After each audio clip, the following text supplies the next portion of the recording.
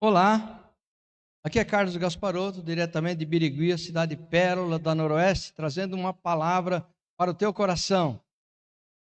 Hoje eu continuo a minha série de mensagens sobre as mensagens dos 6 anjos do livro de Apocalipse, o livro das revelações, Apocalipse capítulo 14. E hoje eu trago a mensagem do 6º anjo, o poder do fogo sobre a vinha da terra. O poder do fogo sobre a vinha da terra. Nós estamos analisando o capítulo 14 de Apocalipse e as mensagens dos 6 anjos nele mencionados. A mensagem do primeiro anjo, nos versos 6 e 7, fala de um anjo voando pelos céus, portando o evangelho eterno, proclamando a todos os povos durante o período da grande tribulação. O anjo clamava para todos temerem a Deus, dando-lhe glória, porque era chegada a hora do seu juízo. Explicamos que não era realmente um anjo que proclamava, mas cristãos remanescentes, porque anjo não tem a função de pregar o evangelho. E a hora do juízo era a grande tribulação, onde estavam todos aqueles que rejeitaram o evangelho eterno e a Cristo como Senhor, e os judeus em particular, que rejeitaram o seu Messias. A grande tribulação é um período de 7 anos que virá sobre a terra após o arrebatamento da igreja. Já a mensagem do segundo anjo, no verso 8 diz: caiu a Babilônia, aquela grande cidade, que a todas as nações deu a beber do vinho da ira da sua prostituição. Nessa mensagem, explicamos que a Babilônia que caiu era a cidade de Jerusalém. E o vinho da sua prostituição será a falsa doutrina que dominaria o mundo por meio de um sistema econômico, político e religioso que se assemelharia à antiga Babilônia dos caldeus. Depois passamos aos versos 9 a 14, onde se encontra a mensagem do terceiro anjo, que fala da adoração da imagem e do sinal da besta. Quanto ao número 666, que é o número da besta, eu expliquei que o 6 é número de homem, porque Adão foi criado no 6º dia e ele deveria trabalhar 6 dias e descansar no 7º. O número 6, por isso, é um número imperfeito, ao contrário do número de Deus, que é o número 7, o número completo da perfeição. Dessa forma, os 3 números 6, que compõem o enigma 666, é uma trindade da imperfeição maligna composta do dragão, na pessoa do anticristo, da besta e do falso profeta. Para não deixar dúvida sobre a imitação da serpente maligna, essa tríade é uma contrafação do Pai, do Filho e do Espírito Santo, a trindade adorada pela Igreja de Cristo. E o significado do sinal 666 está no lugar onde o sinal estaria sendo estampado, na testa e nas mãos dos adoradores da besta. A testa simboliza a mente das pessoas e é o local onde está sua vontade, sentimentos e emoções, e as mãos significam trabalho. Portanto, a adoração da besta está ligada ao local onde o enigma 666 será aplicado. Através da mente, as pessoas aceitarão o sistema político, econômico e religioso da besta. E o sinal no dorso das suas mãos significa que seus adoradores estariam a seu serviço. Assim, o sinal da besta não é um chip, mas é possível que um chip possa ser usado como meio eletrônico de marcação e uso, a fim de controlar a população.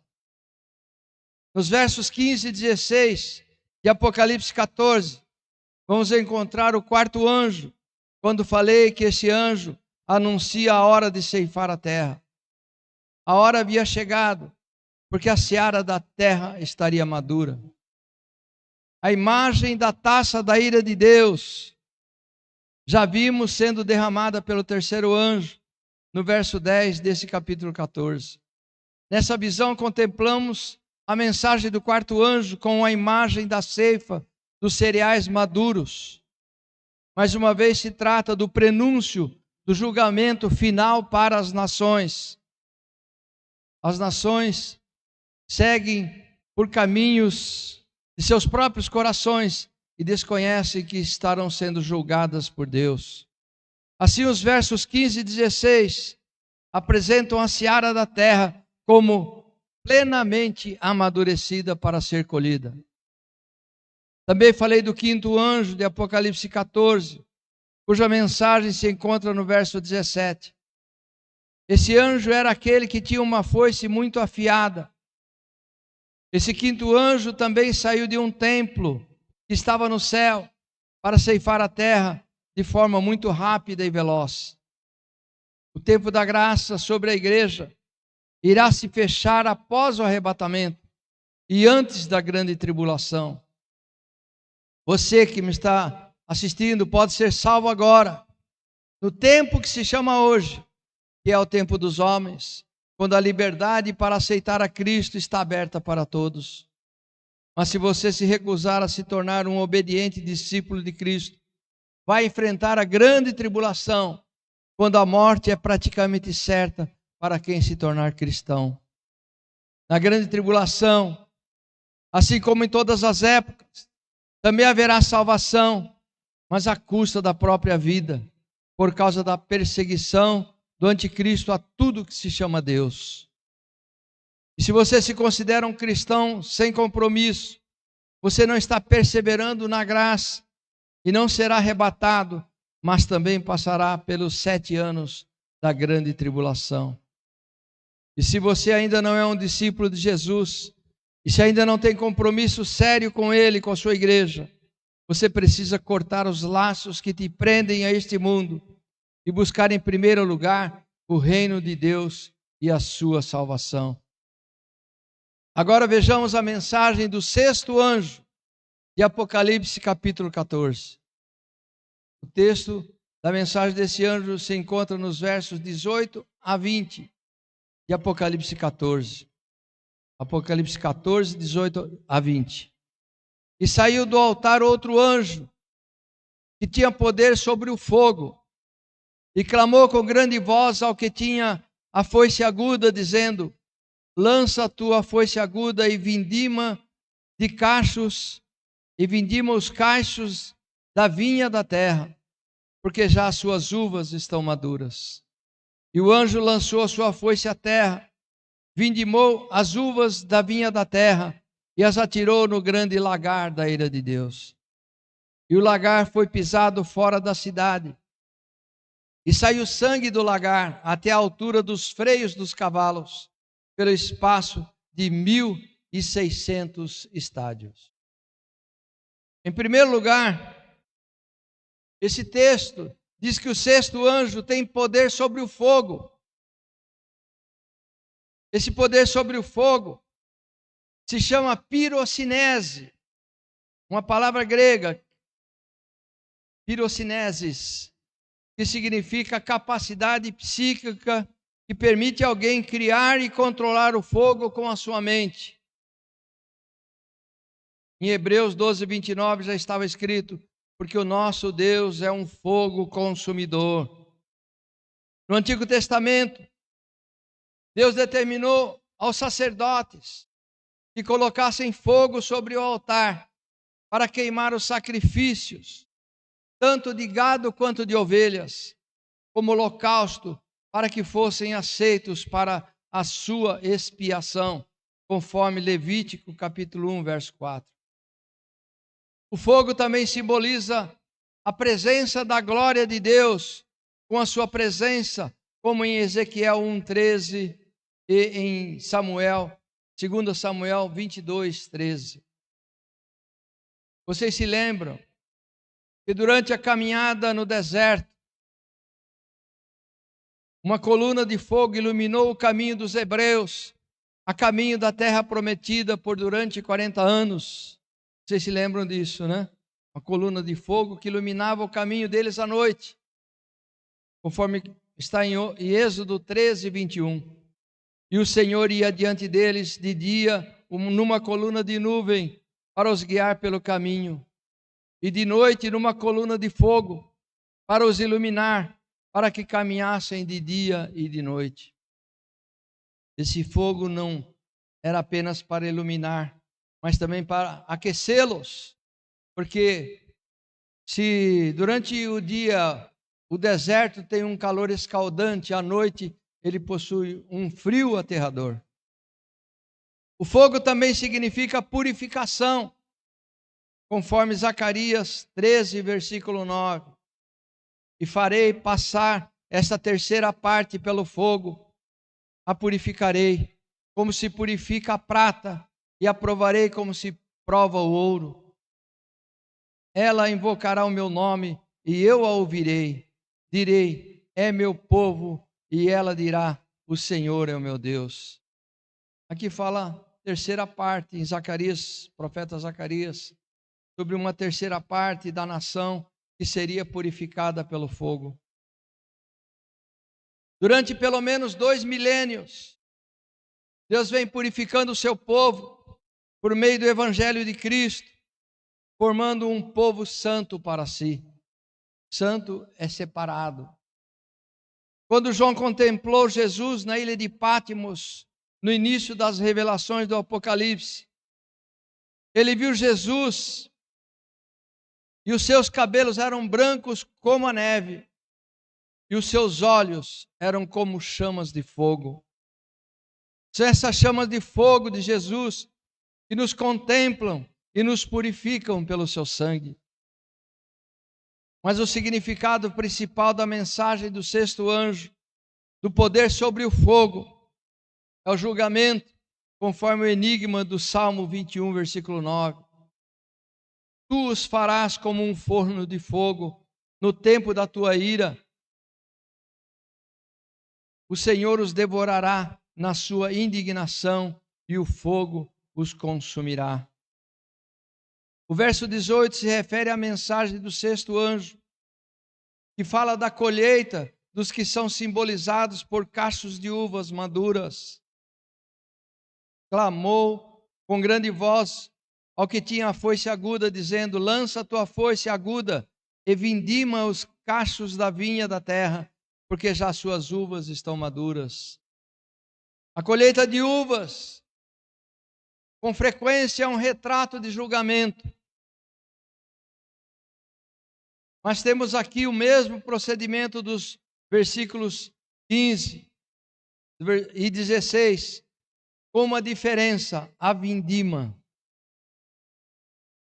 No parágrafo anterior, o apóstolo João nos dá a visão da ceifa, da colheita, ou seja, da vinda do Senhor Jesus para ceifar as nações. Mas aqui a visão é transferida para a vindima, ou seja, para uma parreira de uvas. Ou seja, a vinda do Senhor Jesus para o juízo sobre Israel. Porque a videira é símbolo da nação de Israel. O anjo que vem do céu é outro, não com relação à sua natureza, mas quanto à sua missão. Isso significa que, como já foi falado, o apóstolo João vê a volta do Senhor em diferentes aspectos. Cremos que este anjo seja o mesmo que João viu sentado sobre uma nuvem, com uma coroa de ouro na cabeça, ou seja, o próprio Jesus. Primeiramente, João o viu chegando com uma foice afiada para a ceifa das nações. Agora ele o vê chegando como anjo para realizar a vindima, ou seja, a colheita das uvas. E Israel é a própria videira da terra. É o que se conclui, por exemplo, no Salmo do profeta Asaf, Salmo 80, versículo 8. Trouxeste uma videira do Egito, expulsaste as nações e a plantaste. Está falando quando Israel foi liberta do cativeiro egípcio. Também os profetas Isaías e Oséias disseram, Isaías 5, 7, porque a vinha do Senhor dos Exércitos é a casa de Israel, e os homens de Judá são a planta preferida do Senhor.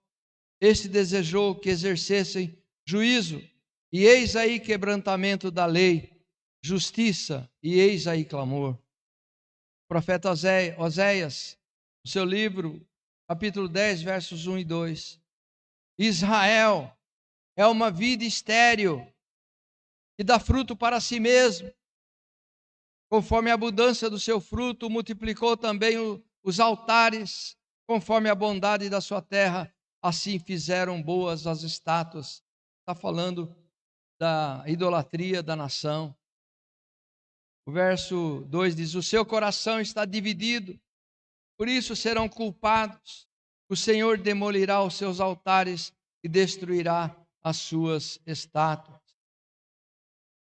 Isso aconteceu pouco antes do cativeiro da Babilônia, quando os judeus foram levados para a Babilônia sob Nabucodonosor, e lá permaneceram 70 anos em escravidão.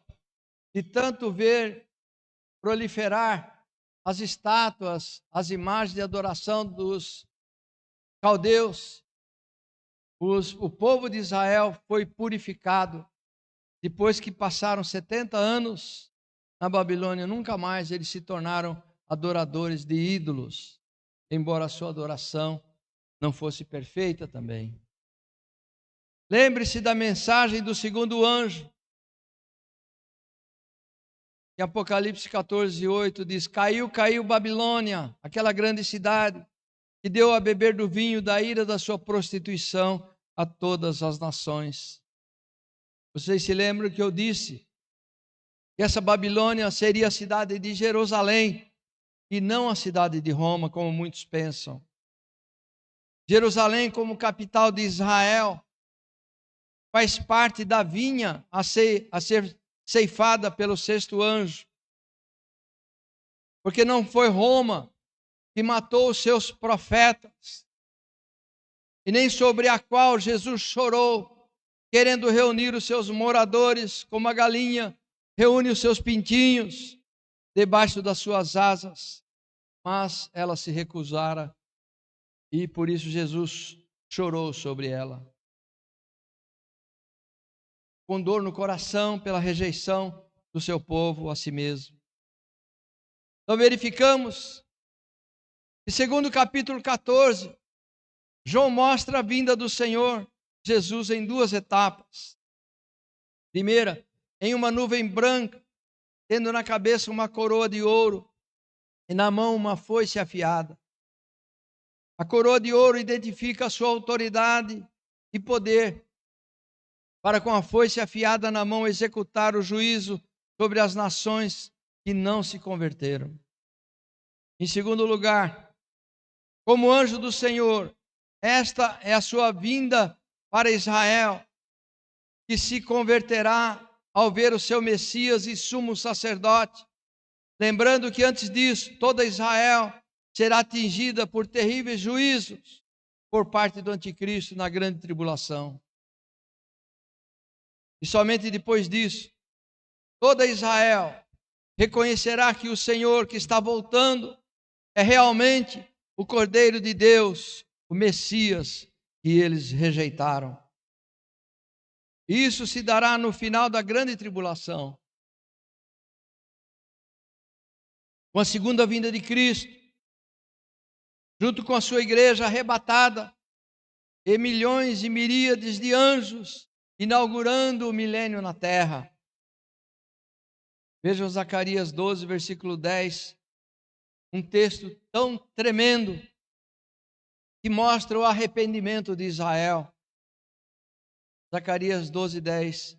Mas sobre a casa de Davi e sobre os habitantes de Jerusalém derramarei o espírito de graça e de súplicas, e olharão para mim a quem transpassaram, prantearão sobre ele como quem pranteia pelo filho unigênito, e chorarão amargamente por ele, como se chora amargamente pelo primogênito. É interessante que as expressões desse texto, que é Deus falando, e olharão para mim a quem traspassaram e prantearão sobre ele. O mesmo texto fala na primeira pessoa do singular e na terceira pessoa do singular, como se mim e ele fossem a mesma pessoa. E nos lembram as palavras de Jesus em João 14, 6, parte B. Ninguém vem ao Pai a não ser por mim.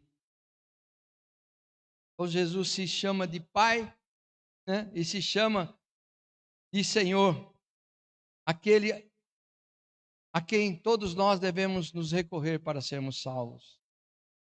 Ou seja, ninguém vem ao Pai. Ele não falou ninguém vai ao Pai. Ninguém vem ao Pai a não ser por mim. Isso mostra a intercessão por meio de Cristo. E só por meio de Cristo nós podemos ir ao Pai. Por mais ninguém nós podemos ir ao Pai. Essas experiências e conclusões levarão Israel à conversão total a Cristo. Se hoje nós choramos, intercedemos pela salvação dos judeus e choramos quando eles blasfemam contra Cristo, nós haveremos de rir junto com eles quando se converteram. Como diz a palavra de Deus, a glória da segunda casa será melhor que a primeira, será maior que a primeira. E quando Paulo também fala que os judeus também se converterão a Cristo, e os ramos, eles são os ramos originais, também haverão de se converter. Em Apocalipse 14, 19 a 20 diz: Então o anjo passou a sua foice na terra, vindimou a videira da terra e a lançou no grande lagar da cólera de Deus. E o lagar foi pisado fora da cidade, e correu sangue do lagar até a altura dos freios dos cavalos, numa extensão de 1.600 estádios. Quer dizer, esse texto, em primeiro lugar, que o anjo passou a foice na terra para vindimar a videira da terra e lançar no lagar da cólera de Deus aqueles que rejeitaram o Messias, os judeus que rejeitaram o Messias, e o lagar foi pisado fora da cidade.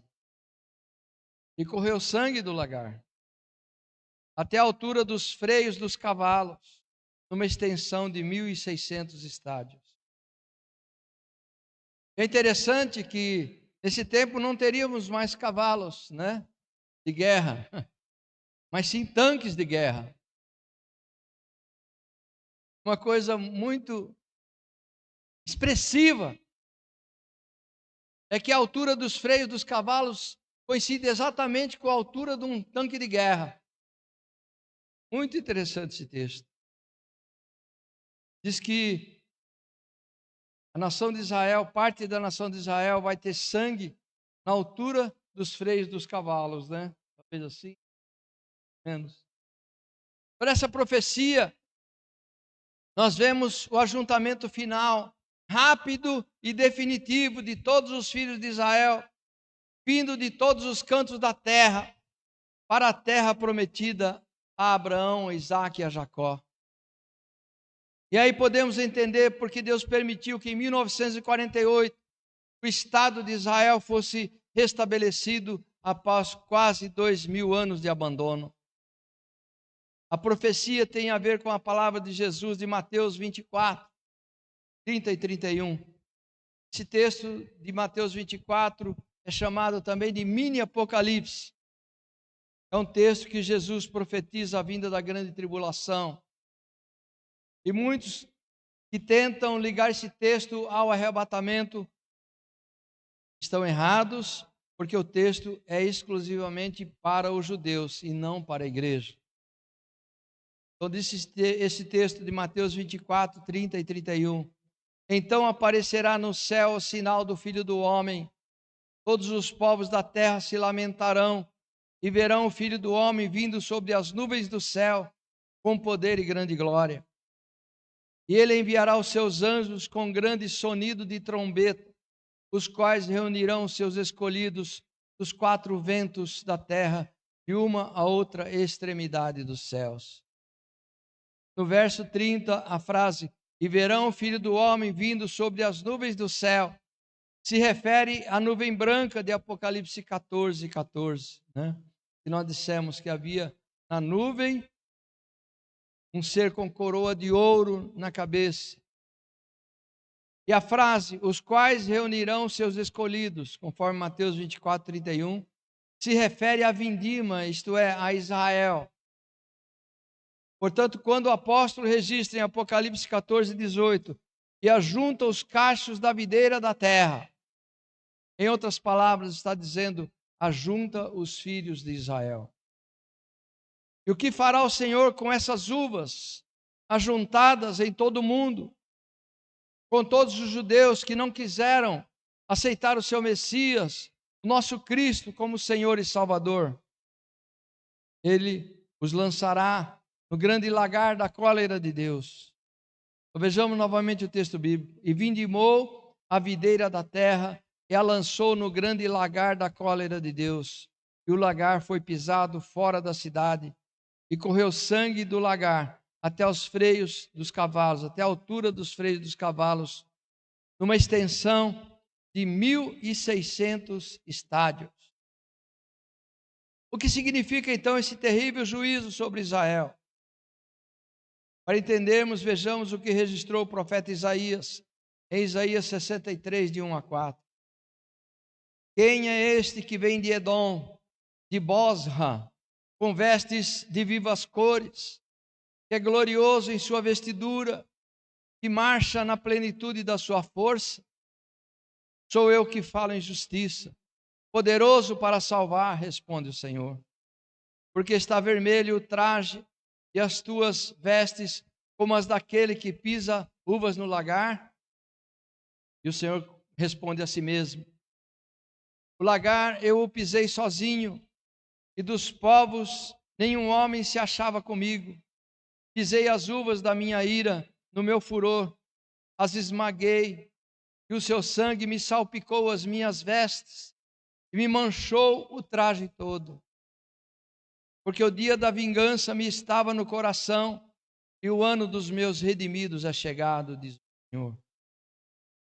Esse lagar, onde as uvas estavam sendo esmagadas, e simbolicamente salpicaram nas vestes do Senhor, esse lagar é o Calvário. Foi lá que salpicaram as vestes de Jesus. Foi lá que se cumpriu aquilo que Israel exclamou quando acusou o Senhor Jesus diante de Pilatos, dizendo: caia sobre nós o seu sangue e sobre nossos filhos, conforme Mateus 27 e 25. Quando Israel for lançado no lagar da cólera de Deus, os judeus entrarão em contato com o homem do Calvário. Apocalipse 1, verso 7. E todo olho o verá, até quantos o traspassaram. Então o sangue do Cordeiro terá efeito para os judeus. Vendo que o Senhor está voltando com a sua foice afiada, eles se humilharão sob o seu juízo, conforme nós lemos no livro de Zacarias. Eles se lamentarão, chorarão e finalmente se converterão. Vamos ver o texto de Isaías 63, 4 novamente.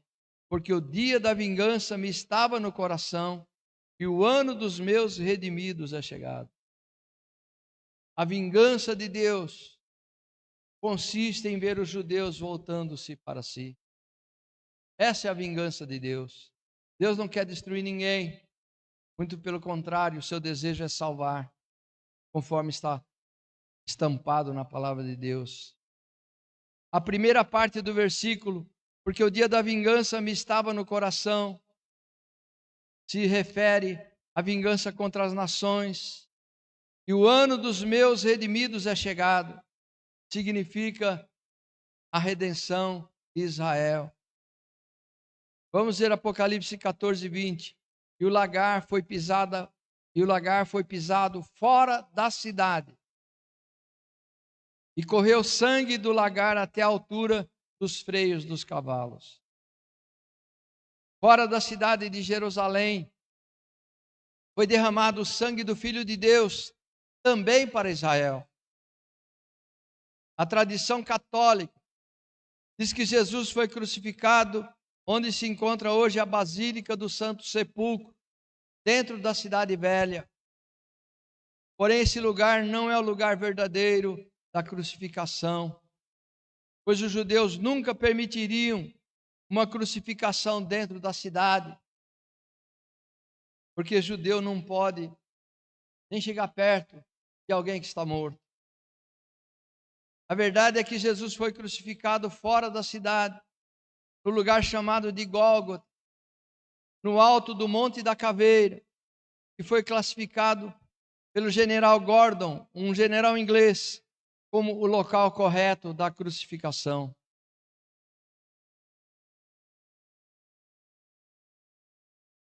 Por isso, a sua vez é chegada. Na descrição profética de Isaías 63:4, e o ano dos meus redimidos é chegado. Essa maravilhosa figura da conversão de todo o povo de Israel é completada pelo outro anjo. Apocalipse 14:18. Saiu ainda do altar outro anjo.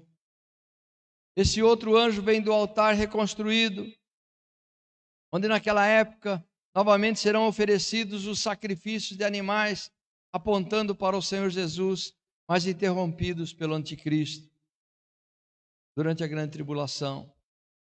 Nesse ínterim, o anjo que tem o poder sobre o fogo, isto é, sobre o juízo, exclama, Apocalipse 14:18, toma tua foice afiada e ajunta os cachos da videira da terra, porquanto as suas uvas estão amadurecidas. Agora fica mais clara a mensagem de Apocalipse 14:20, e o lagar foi pisado fora da cidade. Pois é o mesmo de Hebreus 13:12. Por isso foi que também Jesus, para santificar o povo, pelo seu próprio sangue, sofreu fora da porta. Esse fora da porta é fora das portas da cidade de Jerusalém, confirmando que a crucificação se deu nos arredores da cidade. E ainda Isaías 63, verso 3, o lagar eu o pisei sozinho, e dos povos nenhum homem se achava comigo.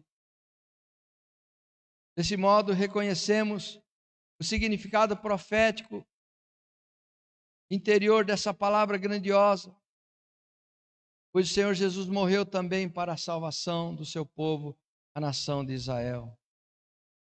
Ele diz, e o lagar eu o pisei sozinho. Ele teve que sofrer sozinho naquela cruz. É como está escrito em Romanos 5:20, mas onde abundou o pecado, superabundou a graça. Diz, sabe, com muita sabedoria o apóstolo Paulo. Essa vindima e as suas consequências têm um significado terrível, que o juízo sobre os povos no Armagedom acontecerá fora da cidade de Jerusalém, ou seja, na planície do Megido, também chamado de Vale de Josafá, e que haverá um cruel derramamento de sangue.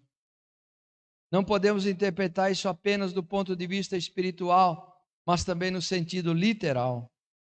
Conforme Apocalipse 14:20, e o lagar foi pisado fora da cidade, e correu sangue do lagar até a altura dos freios dos cavalos, numa extensão de 1.600 estádios. Essa medida de 1.600 estádios corresponde a aproximadamente 136 quilômetros. Pois um estádio romano media aproximadamente 185 metros, que é multiplicar 1.600 estádios por 1.600 estádios, pois um estádio media 185 metros. Se multiplica 1.600 por 185 metros, teremos 136 quilômetros. É possível que um estádio de futebol atual tenha o comprimento aproximado do estádio romano, de 185 metros. Porque só o gramado possui 105 metros de comprimento pelo padrão FIFA. Só Gramado, 105 metros. Comparando essa medida com o território de Israel, o seu comprimento possui 470 quilômetros de comprimento e sua largura máxima 135 quilômetros, encerrando uma área total de 27.800 quilômetros quadrados. O que, por sua vez, nos mostra que a luta final dos povos no Armagedon atingirá boa parte do território atual de Israel. O profeta Joel a descreve como a batalha do Armagedon com grande clareza. Em Joel 3, 12 a 17, o profeta Joel diz: levantem-se as nações e sigam para o vale de Josafá, porque ali me assentarei para julgar todas as nações em redor. Lançai a foice, porque está madura a seara. Vinde, pisai, porque o lagar está cheio, os seus compartimentos transbordam, porquanto a sua malícia é grande. Multidões, multidões no vale da decisão, porque o dia do Senhor está perto no vale da decisão. O sol e a lua se escureceram e as estrelas retiraram seu resplendor. O Senhor brama de Sião e se fará ouvir de Jerusalém, e os céus e a terra tremerão. Mas o Senhor será o refúgio do seu povo e a fortaleza dos filhos de Israel. Sabereis assim que eu sou o Senhor vosso Deus, que habita em Sião, meu santo monte, e Jerusalém será santa, estranhos não passarão mais por ela. Vejam como o início desse texto de Joel coincide com a mesma linguagem dos anjos de Apocalipse 14. Em tudo isso, podemos observar a base de onde procede o juízo divino sobre todas as nações. Joel 3,16: o Senhor brama de Sião e se fará ouvir de Jerusalém. Amados, a Bíblia também diz que de Jerusalém procederá a lei. De Jerusalém sairá a lei. Ou seja, no milênio, Jesus reinará nessa terra sobre todas as nações, quando ele será então Rei dos reis e Senhor dos senhores.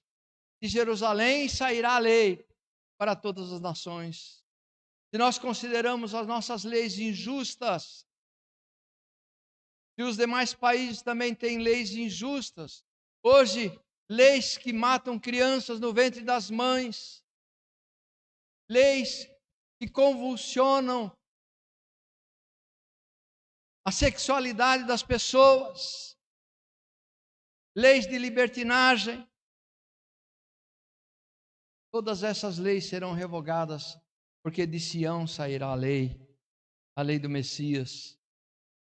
E teremos um milênio de prosperidade nesta terra como nunca se viu, quando Cristo estará reinando com a sua igreja e com os judeus de Jerusalém.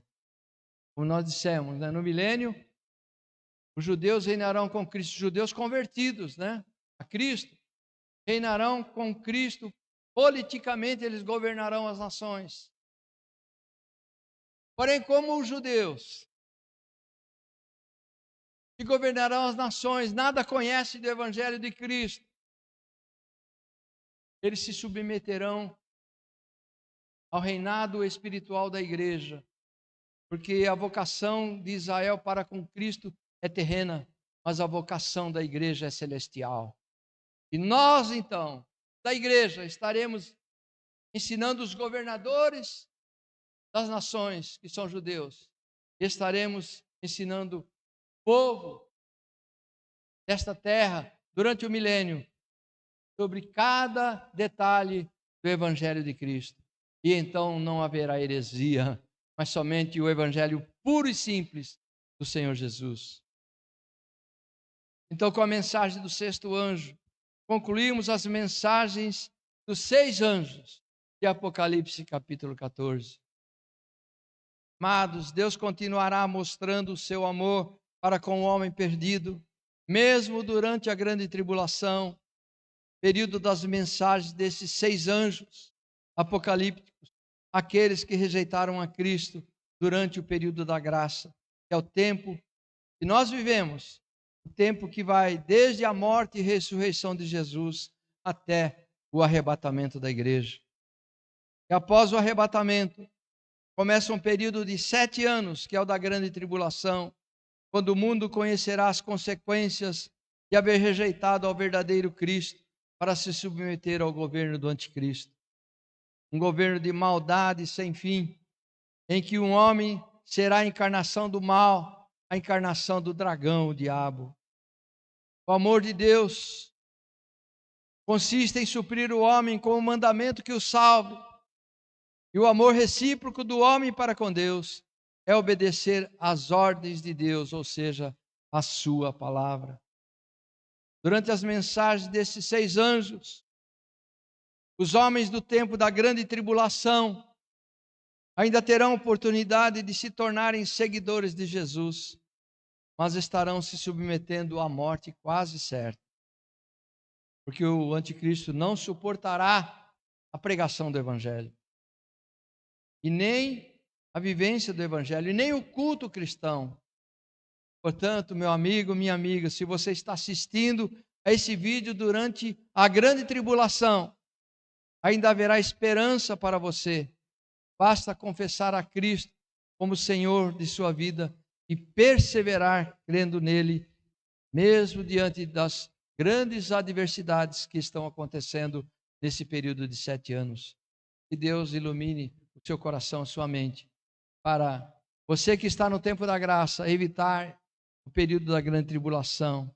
E você que está na grande tribulação, evitar a perda da sua alma, crendo naquele que pode te salvar, em nome de Jesus. Amém.